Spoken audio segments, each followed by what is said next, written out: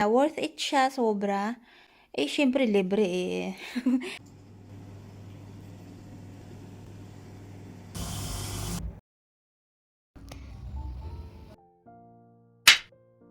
So, ito na nga. Dumating na nga siya. Ngayon, nagulat na lang ako sa asawa ko. Sabi niya, akin na yung SIM card mo. Sabi niya. So, libre kasi. Kaya, ayun. Tingnan niyo yung papel na dumating. O, libre.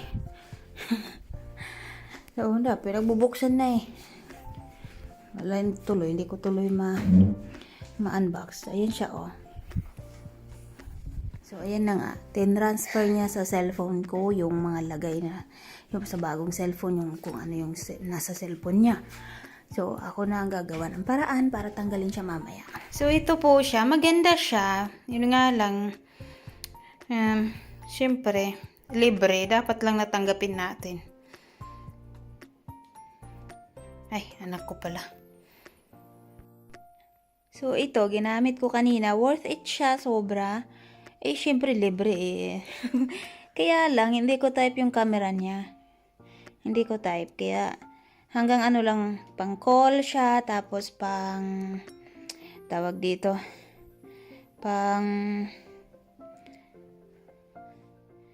uy, mali yung pin code ko.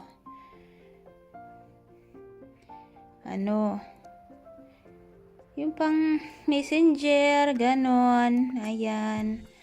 Tapos, ayan, mga pang call. So, nakalibre tayo kahit pa paano. So, dito may SIM card. So, yung iba kong cellphone na mga luma, wala ng SIM card. Kaya nga ako nakatanggap ng libre kasi nga, yung cellphone na may SIM card ko, hindi na gumana yung tawag kasi binlock na ng operator. Tapos, ayoko naman magpalit ng cellphone. Ang sabi nila ay magpapadala sila. Kaya ito. Ayan, ginamit ko. Yung asawa ko kasi yung unang nag-open eh. Masyadong excited.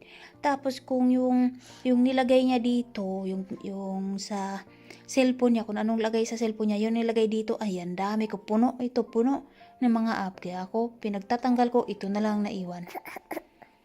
So yun, maganda siya. Kaya kayo dito sa Sweden, kung meron kayong mga cellphone na sinasabi ng operator na kailangan ng palitan o di kaya kailangan ng i-dispose yung kasi yung 2G tsaka 3G hindi na gumana sa cellphone ng Huawei P30. I think nasabi ko na yun eh. Bago kayo, kung gusto niyo bumili ng cellphone, pwede rin naman. Pero sayang din naman yung libre. Kunin niyo na rin. Tawagan niyo yung telephone. Tapos, sabihin niyo na gusto niyo yung cellphone. Sayang eh. Yun, gawin niyo. So, hindi ako nagsisinungaling. Ito yun, guarantee BVs. So, may guarantee BVs. So, dito yan galing. Ito kasi yung mga niya, yung mga papel. Kung asawa ko kasi, hindi ako inantay. Imbes na magbaboxing ako, mag-unboxing. Meron siyang charger. Ano yung charger na? Ang asawa ko kasi kanina eh. Siya kasi unang nag-open. Ayan. Ang laki ng box niya. So, ito yung lalagyan. So, yun. Kunin nyo. Para kasi sayang eh. At least magamit nyo. Kung ayaw nyo, ipadala nyo sa Pinas.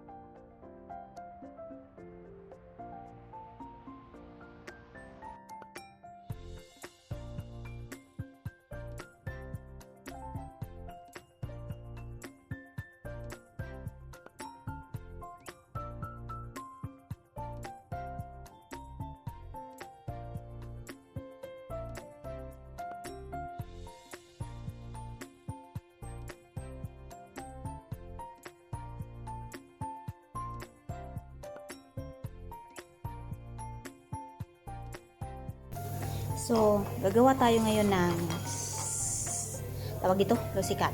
Ito yung itlog, tapos yung rosin natin.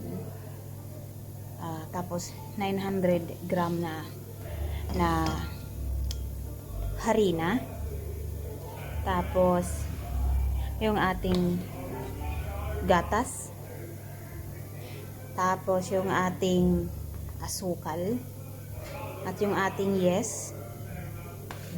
At ang ating asin. At ito yung ating sapran para magkakulay yung ating gagawin. Tapos ito yung ating margarine. So lahat ito gagawin natin. So ito yung yes ay 50 gram ito.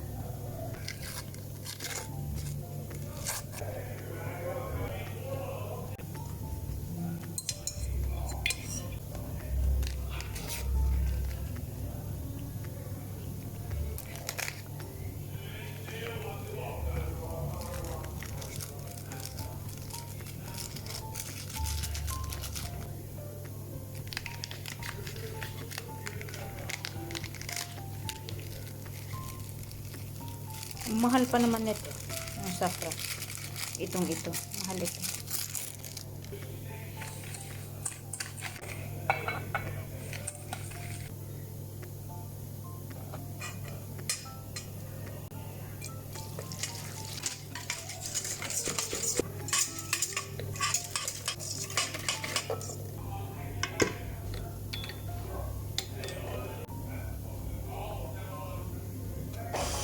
Ay.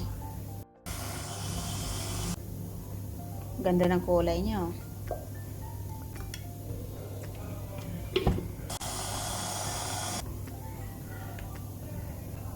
Mali yung ano ko. Dapat iba yung ganito ko. Kaya lang di ko mahanap eh. Ay. So, parang mas gusto ko siyang kamayin eh. So, mag-try tayo nito. Bakit malabo? Parang nakuha ko naman yung texture na gusto ko. So, ayan. Parang nakuha ko naman yung gusto ko. Pero kailangan ko pa siyang elaborate.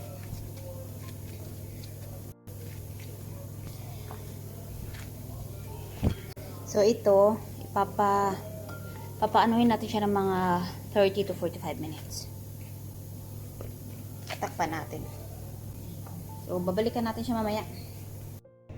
So, after 30 to 45 minutes, ito na yung ginawa ko sa kanya. So, ito na siya. Lalagyan natin siya ng rosin para magmuka siyang mata. Ang ingay ng anak ko eh. Magmuka siyang mata. Ganyan siya. So, ayan. Natapos ko na. Nilagyan ko ng oil sa ilalim.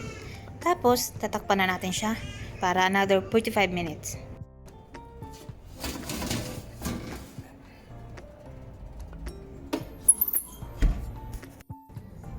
So, ayan na. Yummy na. Eat na tayo.